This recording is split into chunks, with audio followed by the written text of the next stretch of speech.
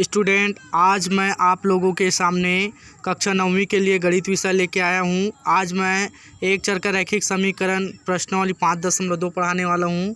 आज मैं प्रश्नावली 5.2 पढ़ाने वाला हूँ। ठीक है, तो आइए चलते हैं प्रश्नावली 5.2। प्रश्न पहला है एक त्रिभुज का क्षेत्रफल 36 वर्ग मीटर है और उसके आधार की माप 12 मीटर है, तो उसकी ऊंचाई ज्ञात कीजिए।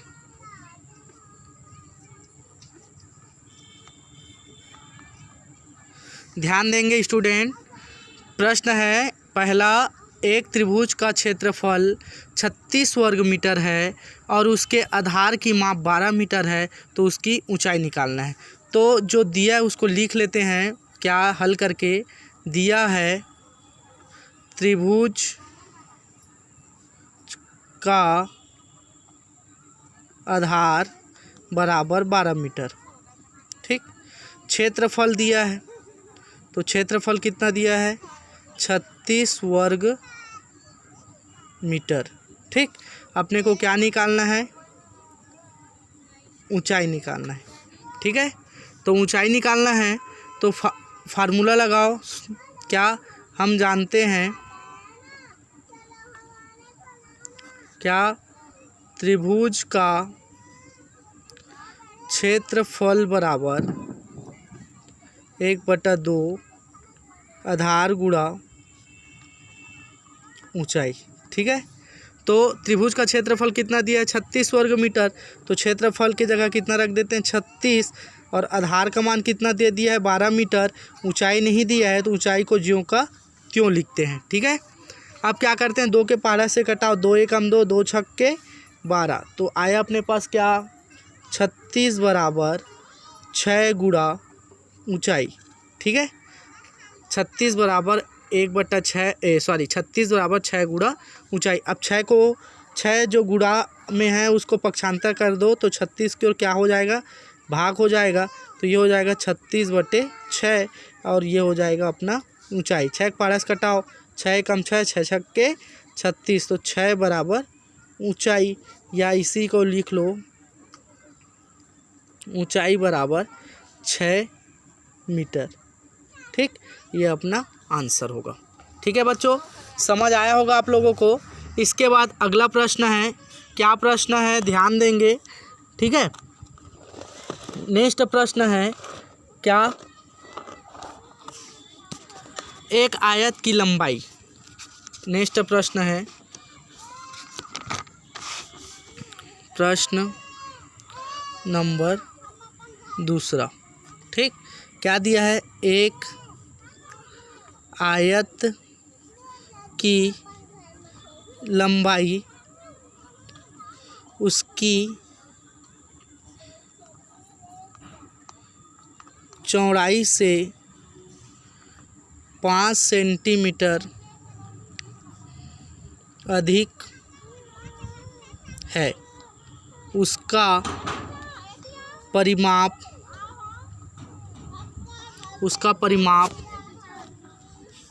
चौड़ाई का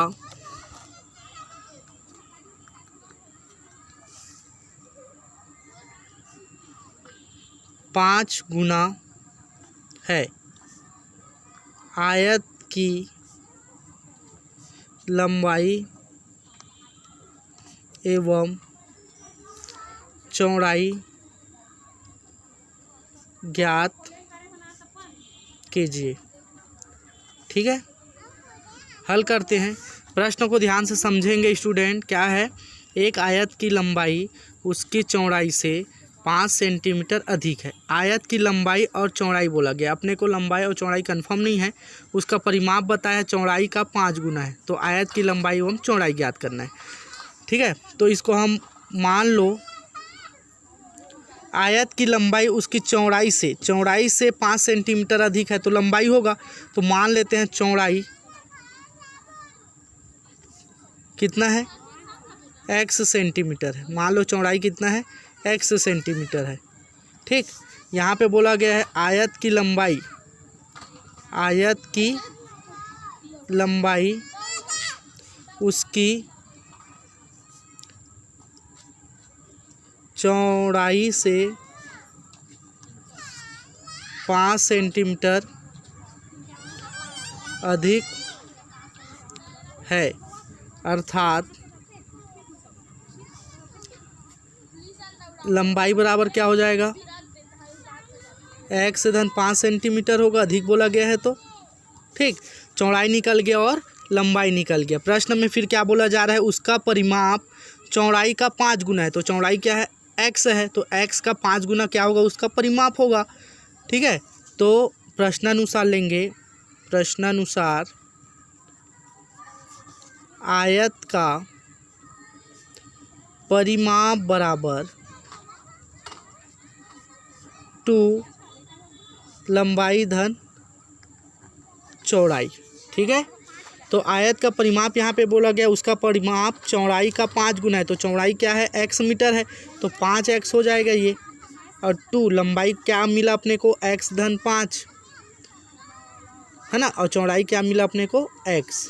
ठीक, हल करो, 5x बराबर 2, अंदर हल करो x और x, 2x धन 5। ये हल करो, 5x बराबर 2 को अंदर ले जाओ तो गुणा होगा, 2 दूनी 4x और 2 पंचे 10। 4x को 5x की ओर क्या कर देते हैं, पक्षांतर कर देते हैं।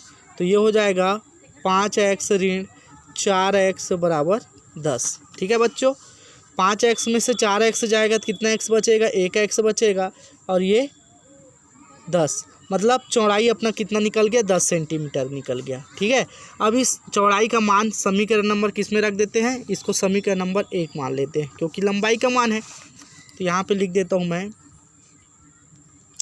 समीकरण नंबर 1 में x बराबर 10 सेंटीमीटर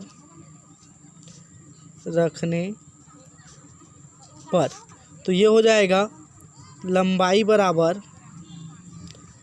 x धन 5। तो x कितना है, 10 धन 5, तो 10 5 कितना हो जाएगा, 15 सेंटीमीटर। तो हम बोल सकते हैं आयत की लंबाई, उत्तर में लिख सकते हैं क्या, आयत की लंबाई 15 सेंटीमीटर, और चौड़ाई कितना सेंटीमीटर निकला, 10 सेंटीमीटर होगा। ठीक, ये था अपना प्रश्न नंबर 2 का हल। ठीक है, ध्यान देना। इसके बाद पढ़ेंगे हम प्रश्न नंबर 3। ठीक है, प्रश्न नंबर 3 में ध्यान देंगे। प्रश्न नंबर 3 है क्या, कि क्या बोला जा रहा है, प्रश्न 3 एग्जाम्पल का बता रहा हूँ प्रश्न नंबर। ठीक है, प्रश्न 3 को आप लोग बनाएंगे, एग्जाम्पल को मैं समझा देता हूँ, सेम प्रश्न है, फिर आप लोग बना सकते हैं। ठीक, तो एग्जाम्पल नंबर आप लोग को 9वां बता रहा हूँ, क्या है, 4 क्रमागत सम पूर्णांक संख्याएं ज्ञात कीजिए यदि प्रथम 3 संख्याओं का योग चौथी संख्या से 8 अधिक है। ध्यान देंगे बच्चों, क्या प्रश्न है। चार क्रमागत समपूर्णांक संख्याएं ज्ञात कीजिए यदि प्रथम तीन संख्याओं का योग चौथी संख्या से 8 अधिक है। क्रमागत समपूर्णांक, सम संख्या आपको पता ही होगा। सम संख्या किसको बोलते हैं? वह संख्या जो 2 से पूर्णतः विभाजित हो जाए, अर्थात 2, 4, 6, 8, 10 2 के पहाड़ा में हो, है ना। और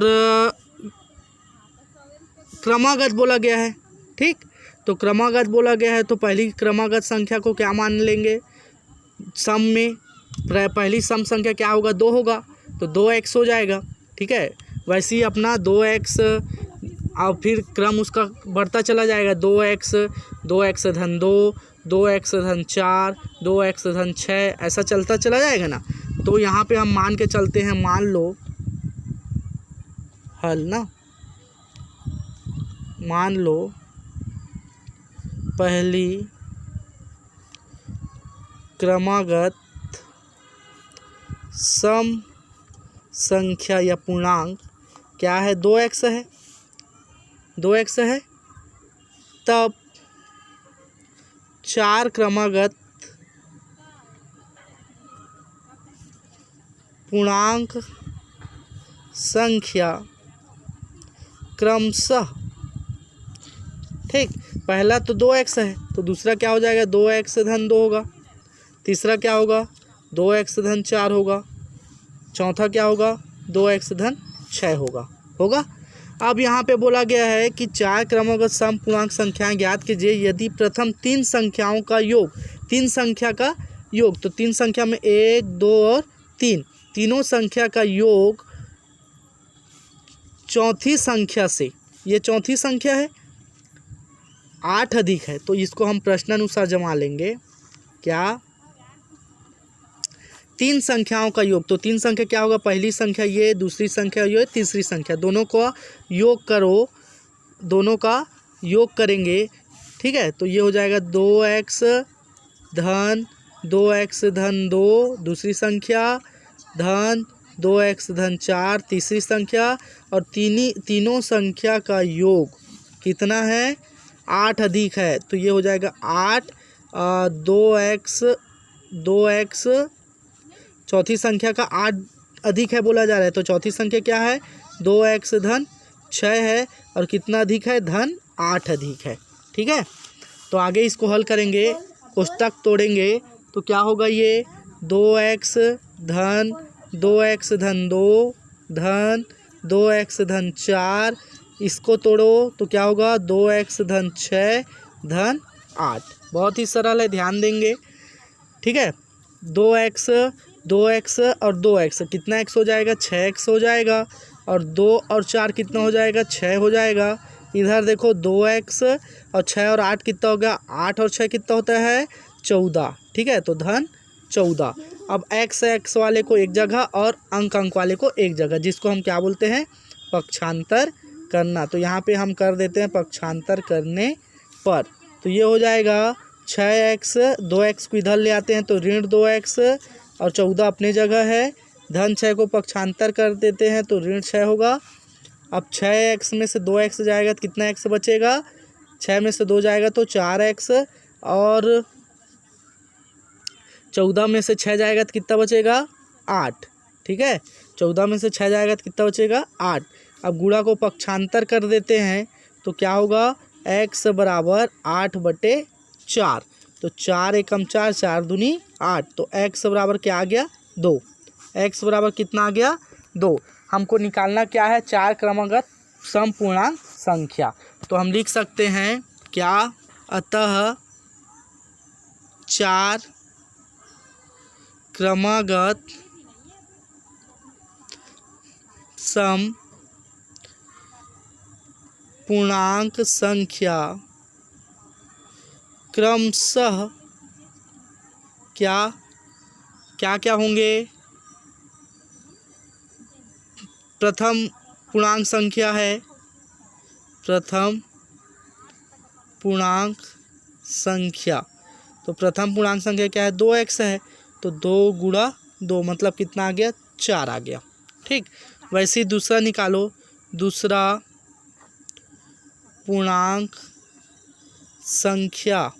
तो दूसरा पूर्णांक संख्या क्या है, 2x धन 2 है, तो ये हो जाएगा 2 गुणा 2 धन 2, 2 दूनी 4, 4 और 2 6।